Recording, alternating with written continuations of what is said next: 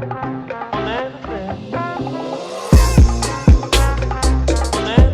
and welcome back to the One Take Show podcast. My name is Kaustubh. In this episode, we are in conversation with Mr. Anindya Roy. Sir is a senior associate with Khaitan and Co. He's been working for more than 5 years in private funds establishment, both in domestic and international market. In this episode, he talks about his experience with law school. He also talks about his suggestions for the law students and the fresh legal aspirants. Then we talk about the legal practice which revolves around investment funds. What does it mean to be an investment funds lawyer and what all does it entail? If you like this episode, make sure you like, share and subscribe to the channel. If you have any suggestions or feedbacks, write them down in the comment section or reach out to me. I would love it either way. Hence, ladies and gentlemen, without further ado, let's jump right in.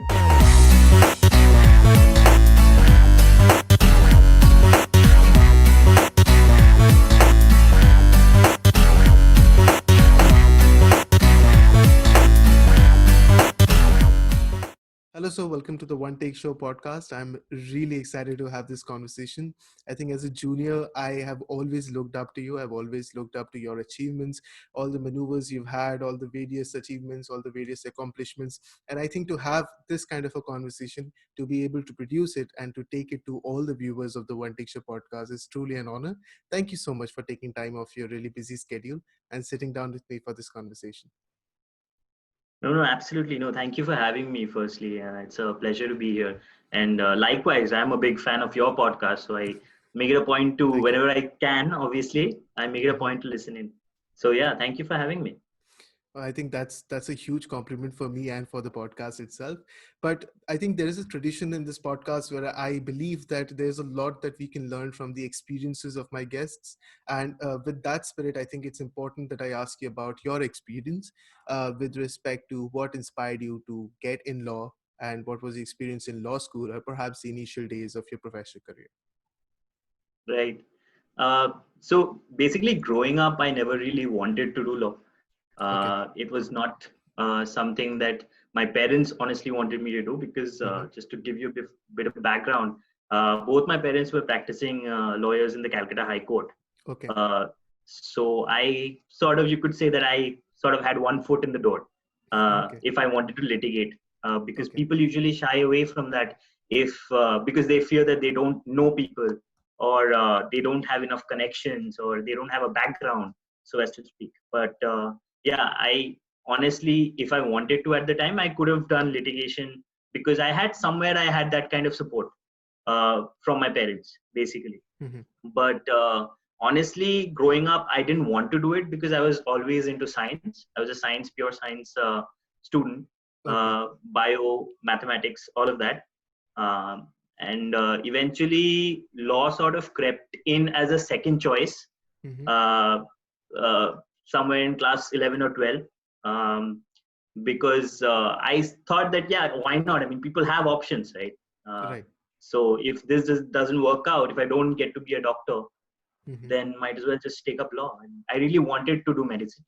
That is something that I really wanted to do. Eventually, what happened is I did get through the West Bengal joint entrance examinations, all of that. But for the love of me, I don't know what happened. I just felt that, law is something that I could do because I have done a lot of debating in school. So I could do public speaking. And yeah, I mean, I just saw my dad used to tell me that who is going to read all of these books? I have a chamber. Or why is my son not doing this?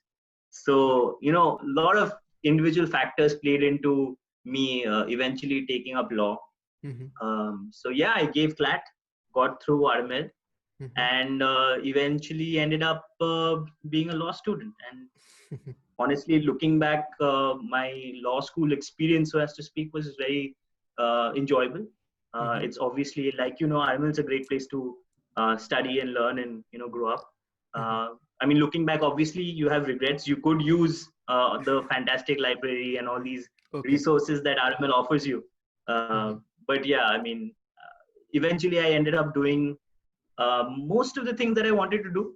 Maybe looking back, I could have participated in maybe a couple of more moot court competitions, maybe done one more debate. But, it's all in the past. I'm happy with whatever I've done. in college. I wasn't a very good student ever. I was pretty, you could say, average. And steady 8-pointer throughout all my life. So I wasn't bad. I just got by.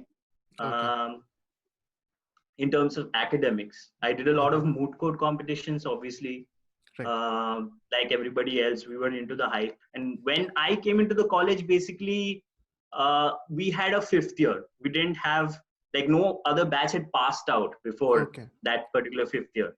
So finally, when we came in, all 5 batches were full in RML.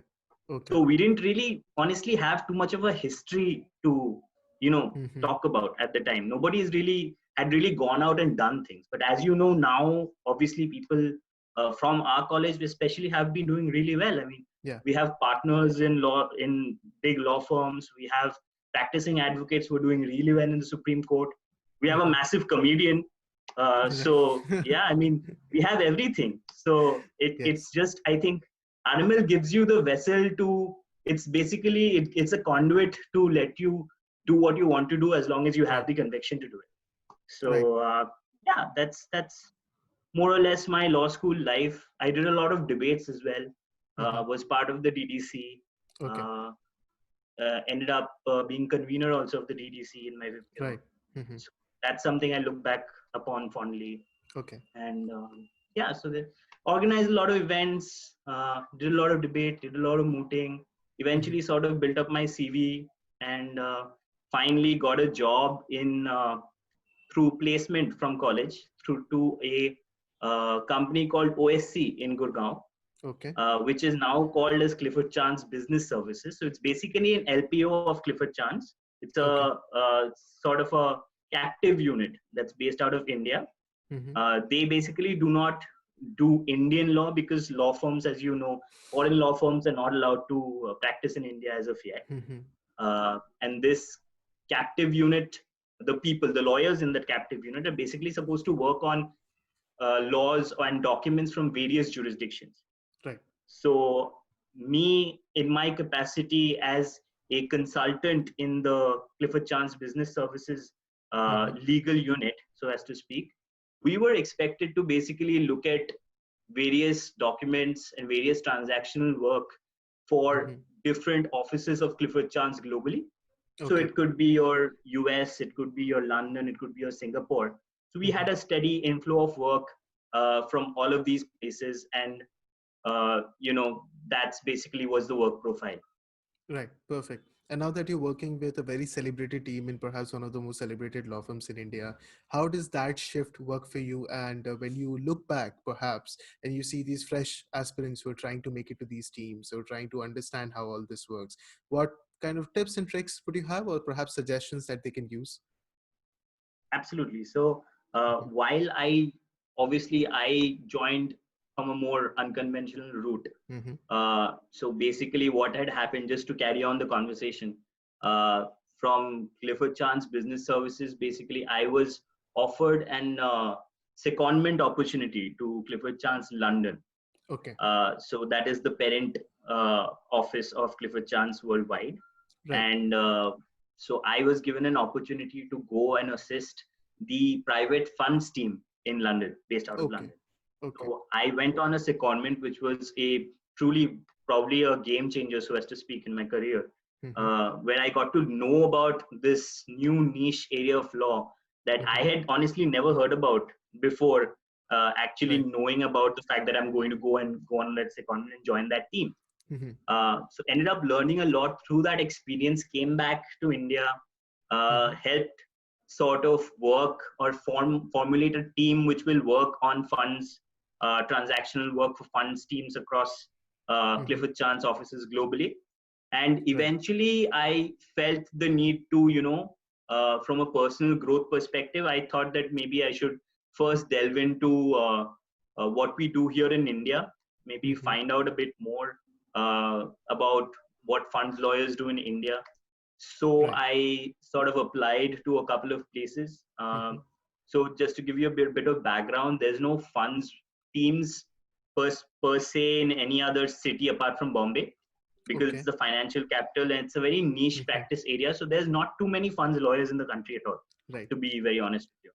So I think maybe a handful of 10 to 12 law firms actually have funds teams, Okay. and the really good teams would be maybe 5 or 6 in number. Right. Right. So yeah, so that's something that I wanted to do. So I applied to a couple of places, got through to both of them. Eventually, ended up taking up the opportunity at Khaitan because Mm-hmm. you know, obviously, like you said, Khaitan's a big institution. It's been around Mm-hmm. for ages, and everybody knows the pedigree of the law firm. Mm-hmm. So hence, I ended up taking up that opportunity. And Right. yeah, it's been a fruitful 2 years at Khaitan. Mm-hmm. And I think I've personally got to learn a lot from a career perspective.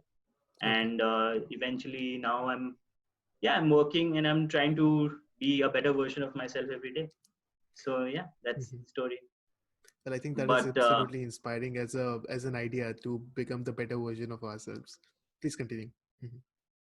yeah, absolutely, absolutely.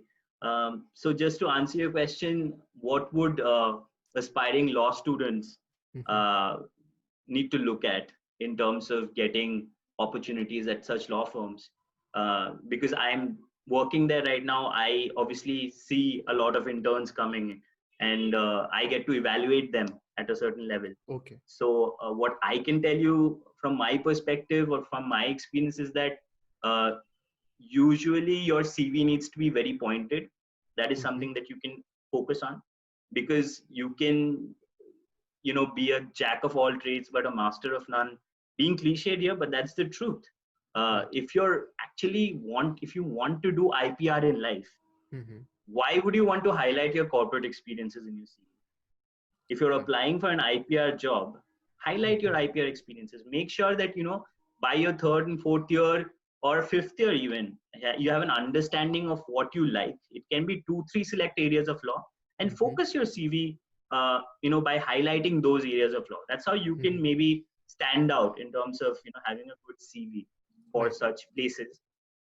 um, I mean, now, honestly, even that age old mindset where these tier one firms used to only take up students from, select four top tier NLUs, that's a thing. I mean, let's not shy away from it. It happened. Mm-hmm. And Okay. it probably at some level still happens today.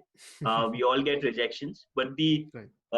the truth of the matter is now, even we from RML also, we have so many people at different Mm-hmm. places in such law firms. Right. And it's only a matter of time before some people from RML also become partners or at such tier one firms. Okay. It's only just a matter of time. So by their experiences, you can obviously tell that, it's not about you're not inferior to anybody just because Mm-hmm. you're not a tier one law firm student, so as to Mm-hmm. speak. You can definitely go out and be better than those students as well. Right.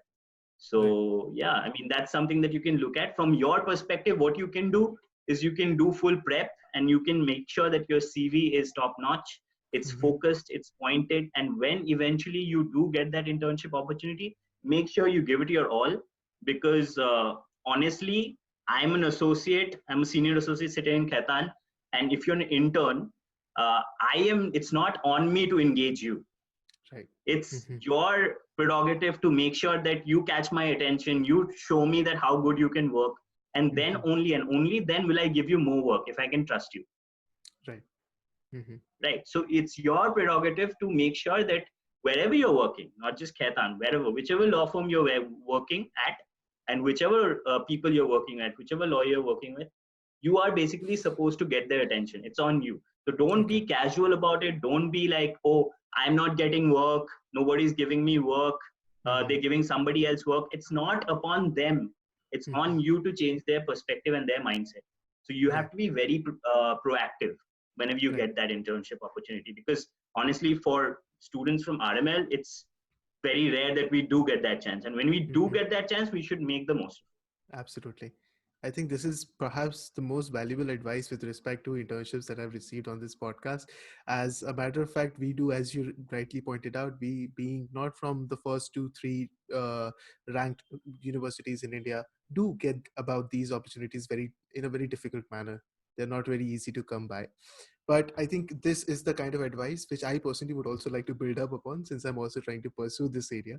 Uh, and talking about something that you've mentioned, this entire niche, this field that you talk about, it's so fascinating, because when I was reading up a little bit about private equity or investment funds, when I was preparing for this episode, I realized I have absolutely no idea what this area of law is, and I never had a conversation with anyone who could actually give me a glimpse of what this area entails. So I think I would leave this floor to you, sir, to perhaps conceptually give us an introduction as to what do you mean by funds practice, or perhaps the idea of private equity, or what is your area of work and what all it entails.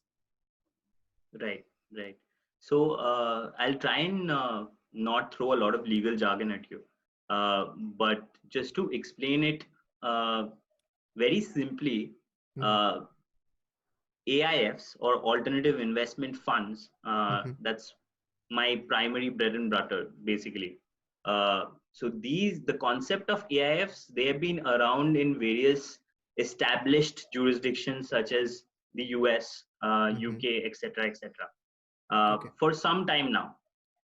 In 2012, SEBI came up with the alternative investment funds regulations. So, sort of a Okay. regulation, sort of a regime to govern how AIFs are supposed to work. Okay. Now, what are AIFs in the first place? So, you could Mhm, think of them as collective investment vehicles. mhm. So, basically, these are entities. When I say entity, an AIF can be set up as a trust or a limited liability partnership. It can Mhm, be a body corporate. It can be a company, mhm. depending on the structure that the clients want and how they want it to be set up. And there can be Right. various tax issues also. Mhm, I won't go into the nitty gritties of it, but basically an AIF is set up as any of these four entities, and these entities are managed by an investment manager or okay. a general partner. Mhm, The jargon is a general partner abroad. We mhm. call it an investment manager in India. Okay. Who are these investment managers? And these are basically my clients. Mhm. uh, you could think of a KKR or a BlackRock or a Okay. Carlyle, if you've heard of these massive Mhm. investment firms. I'm sorry, I haven't, Closer but to they home, you find have your really JM fascinating. Financial. Okay. Yeah, yeah. Closer Mhm. to home, you have your JM Financial, you have your Sundarams, you have your Kotaks, Okay. you have Piramal, Okay. even Reliance, Tata. Everybody has a wealth arm and a financial arm, and Right. basically an asset management company that they have Mhm, set up. These asset management companies act as investment managers, and they set up this AIF, and they mhm. help pool in money from various high net worth individuals or foreign institutions or domestic institutions. So, how is AIF different from a mutual fund? An AIF, to invest into an AIF, you basically have to invest a minimum of 1 crore. So that's the basic criteria.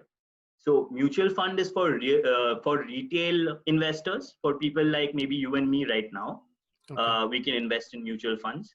So AIFs sort of represent an alternative to diversify your portfolio to certain sophisticated investors. Why do I use the term sophisticated?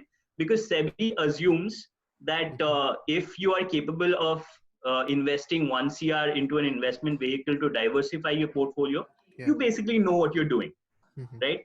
You are a wealthy individual, you know what you're doing. Okay. So the target investors in an AIF are either your high net worth individuals, your NRIs, your OCIs, your PIOs, your normal foreign investors, big foreign institutions who want to invest into India, government institutions that want to invest in AIFs.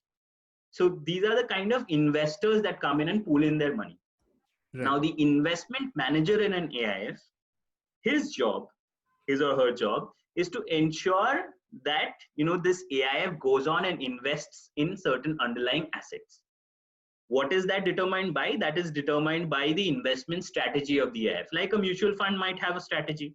Mhm. That ad, right? Mutual funds are subject to Subject market to risk. market risk. Right. Please read the underlying documentation carefully. Nobody Mhm. really reads the underlying documentation, Okay. right? So Mhm. that's the kind of documentation that I make for AIFs, basically. Right. Okay. So to give you a basic understanding, Mhm. so that's what an AIF and what it does. An AIF can be a private equity fund, it can be a hedge fund, it can be an infrastructure fund, it can be a real estate fund.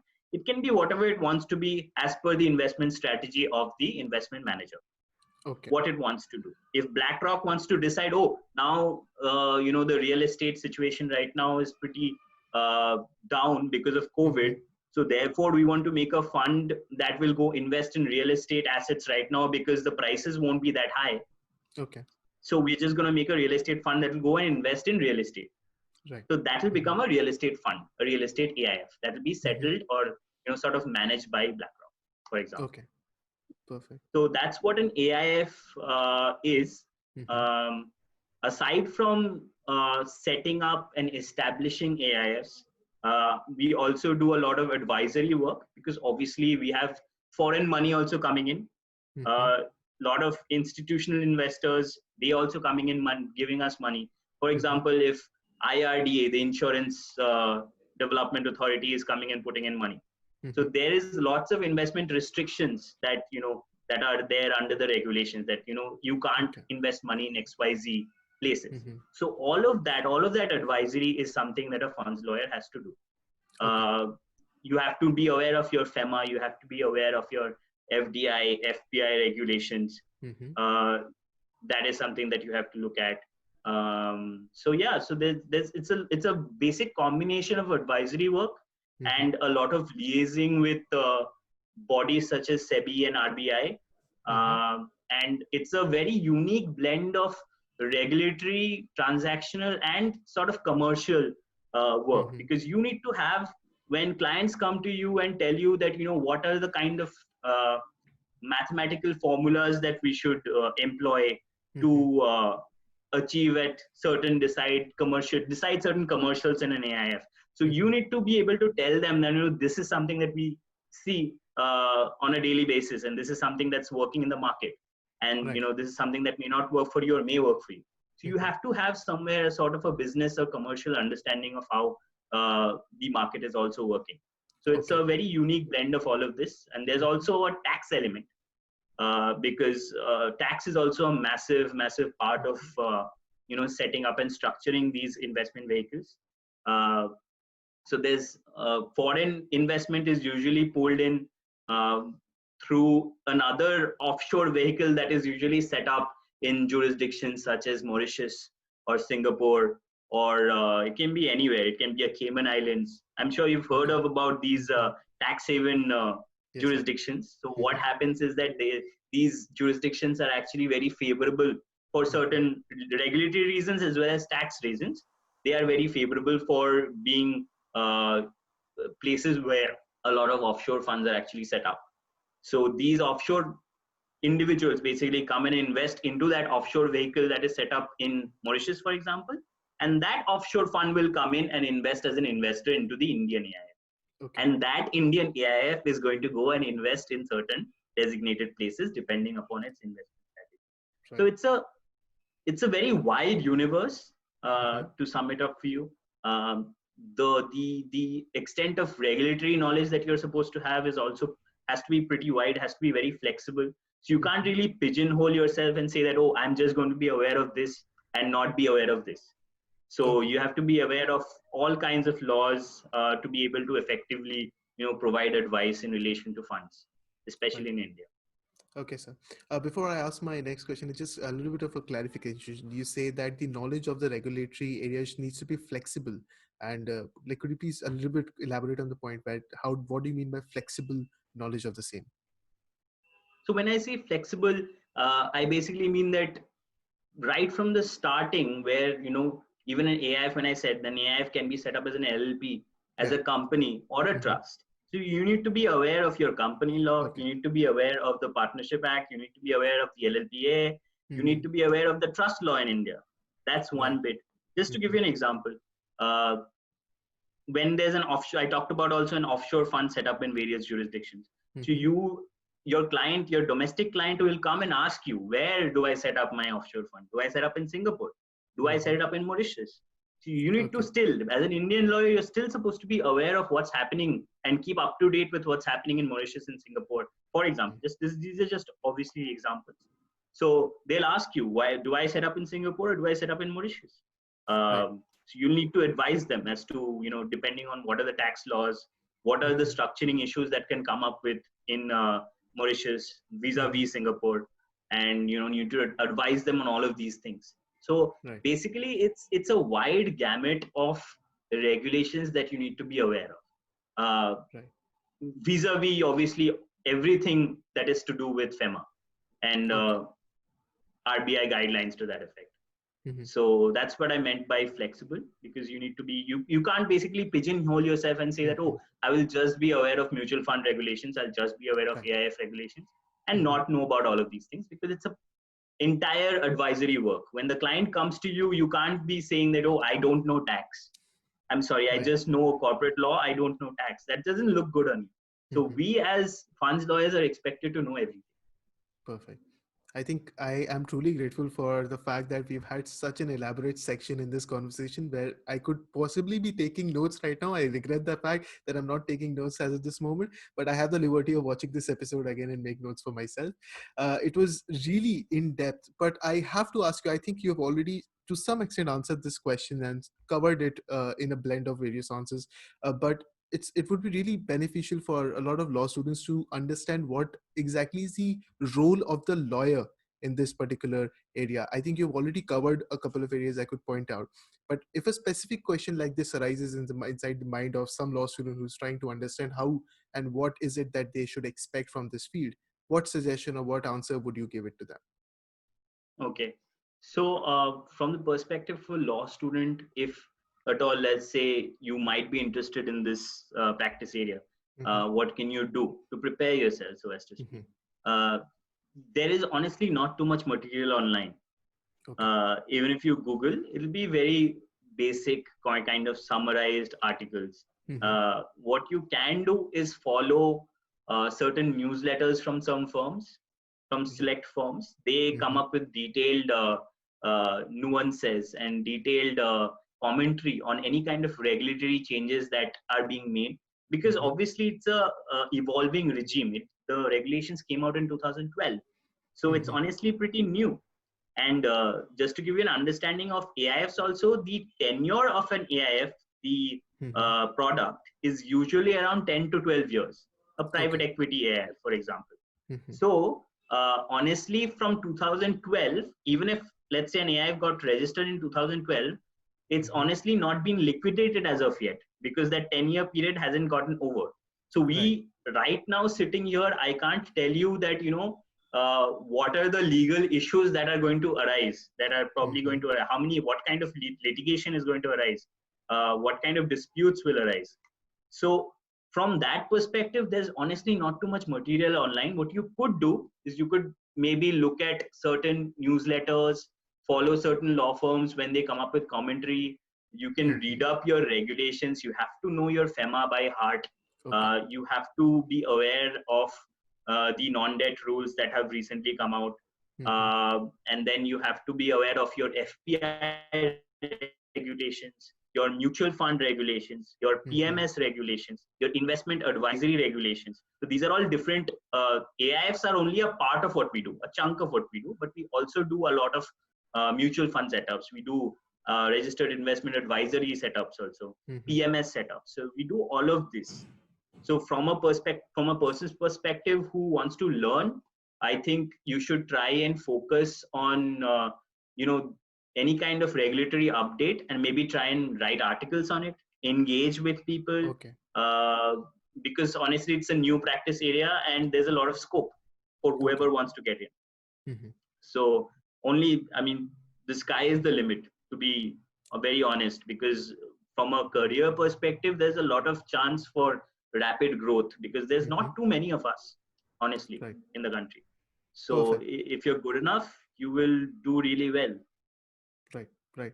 And I think, would you also give the same advice to someone who's, and this is perhaps a very pinpointed question and a rather selfish question from my part, that someone who's perhaps trying to intern, especially law students or fresh legal aspirants who are either joining at A1 level or are law students who are interning with the teams, would you also suggest the same sort of a mentality or a preparation for them as well, who are trying to work with a team which works in funds and investment and private equity? Absolutely. I think the mentality has to be the same throughout. You can't take a laid back approach ever. Even if you're in a funds team, even little things like going to every associate that's there in the team, giving them things like, this is my phone number, put it on a sticky note, give it to them, they can attach it in front of them. These are little things. I'm just giving you an anecdote. This one particular intern did it, and we really liked the sort of proactiveness that he had shown during his internship. That, this is my direct line number, you can get in touch with me at any point of time, constantly going to everybody asking for work. So all of these things that you have to do as an intern. So you can't sit there and be happy with the fact that you don't have too much work. You need to overexert yourself. You need to stand out from the crowd. How else will you stand out? So so that's something that you need to do. Perfect. Even in a funds team. Right, sir. And I think it's very important at this stage, considering what we've learned from the previous section, is to understand what are the changing landscapes in this area with respect to funds. And we see around us with pandemic, a lot of things are changing in various areas of laws. So what would you, in your opinion, suggest are the changing landscapes with respect to your area of practice? Right. So to answer that, at first, maybe talk about how the growth has happened. Basically, like I said, the regulations came out in 2012. So as we've seen, every year the number of AIFs being registered in this country has increased manifold. So I think in 2019, the year before the pandemic, I think the total assets under AIFs in the country was valued to be 1.1 trillion crores. So that's a large amount. And it was a jump of, I think, an increase of 70% in the number of AIFs that were registered in the country compared to 2018. So it's a very, very new practice area. It's a very new concept, so as to speak, and people are slowly coming to terms in understanding it. Now the asset class in itself, AIFs are basically, like I said, it's a long product. It's a minimum 6 to 10 year product. So the understanding is that AIFs are probably going to outlast the pandemic, hopefully. In certain AIFs that are probably winding up right now, they are facing a lot of liquidity issues, obviously. So it's a very, very good question. Because to give returns back to investors, to give them sufficient returns, the value of the underlying assets, they need to be at par or above market value, which is not the case right now because the market is in complete disarray because of COVID.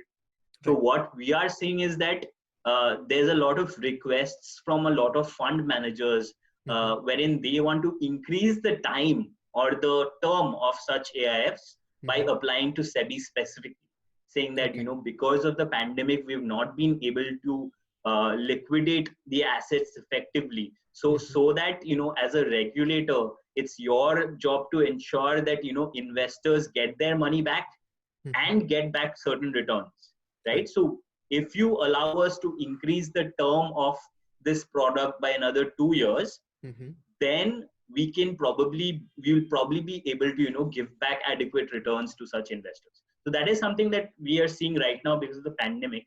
Also, AIFs are very heavily regulated entities because SEBI has sort of recently adopted a very cautious approach towards these this particular asset class. So there's a lot of regulations. So with regulation comes a lot of compliance and a lot of reporting that these fund managers have to do. Basically, you're responsible for the wealth of so many people. You have to be held accountable to a certain extent, right? So there's a lot of accountability there. From a reporting and compliance perspective, SEBI and even RBI, they've come up with a lot of guidelines and circulars that give you more time to do this kind of reporting. So they've come up with a lot of things that extend the time. There were cutoffs for certain kinds of filings. For example, you had to do it by March. So the RBI has come up and said that you can do it by end of this year. So things like that. So from a regulatory standpoint, I think SEBI and RBI and the other regulatory entities that govern this space, they are doing a fantastic job of ensuring that the market is pretty stable, because that's their primary job. So from that perspective, these are the kind of things that we are seeing in the market right now. Aside from that, there have been the new FPI regulations that have come out in 2019, along with the operating guidelines of how FPIs are going to be regulated. FPIs are basically foreign port. I won't bore you with a lot of legal jargon, but this is a regulation that came out in 2014. So they've amended the regulations, and a new set, a lot of issues that market players had with the previous regulations have been sort of resolved, or SEBI has tried to resolve it. So that is a new development in our sphere, that we have the 2019 regulations that came out in November. So that's pretty new. So people are still trying to get to terms with all of that. In the middle, we had the PN3, which is basically the Press Note 3 that was released, which caused a lot of havoc. Basically, I don't know if you've heard of it. There was an issue where countries that India shares its borders with.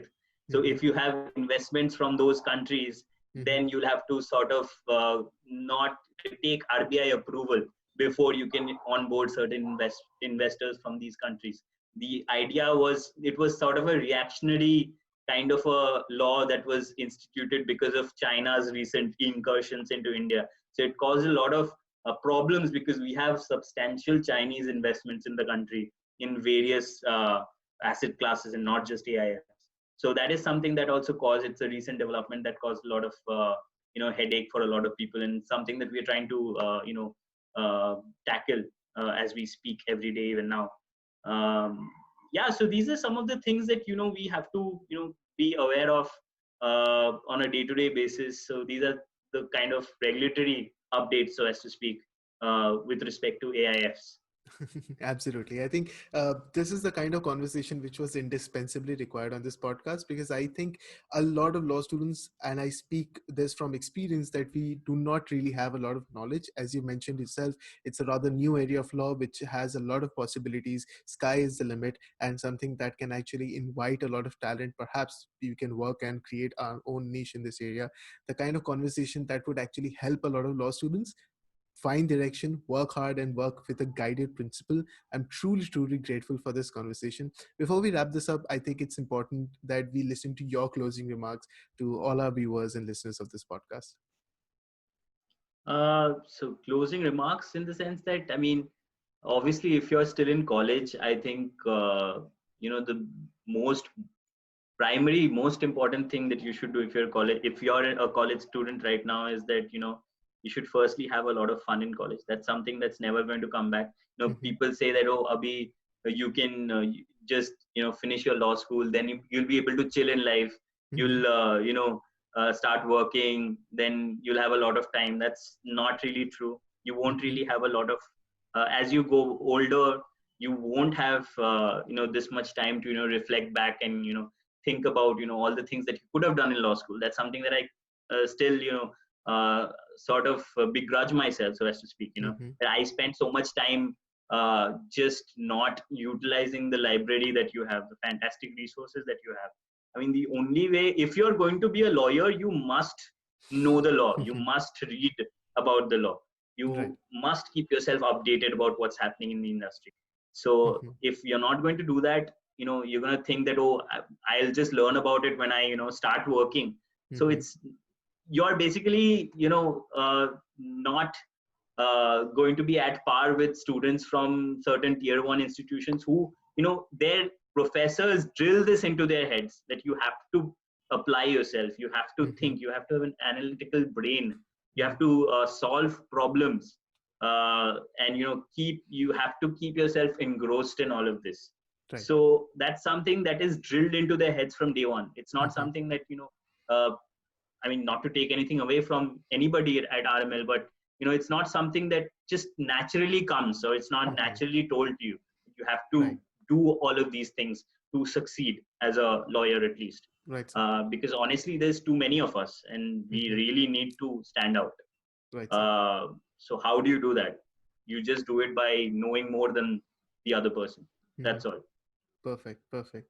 I think this is the principle that we all need to live by, and the standards that I personally need to reach out to. I think having seniors like you from our university is a direct source of inspiration, the kind of guidance that we always need. And I'm just truly glad that I've had an opportunity to speak with you. I've had a wonderful time.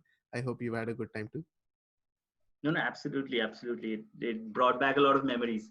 It's really happy to have had this conversation with you, and maybe through your podcast, some people may want to, take a look at the funds area and what we do as funds teams.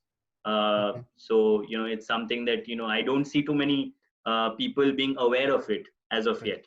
So even in law school, because we don't have the subject per se. But hopefully, through your podcast, some people might just be interested in what we do and they might take it up. Well, I think that is the principle behind this podcast, and I hope that this episode fulfills that. In fact, I'm 100% sure it will. There is no question or doubt about it. This is the kind of conversation which is absolutely required in the space that we all law students live in right now. And during these times, which are uncertain, will really benefit us a lot. So thank you so much, sir. Thank you so much for this opportunity. Thank you. Thank you.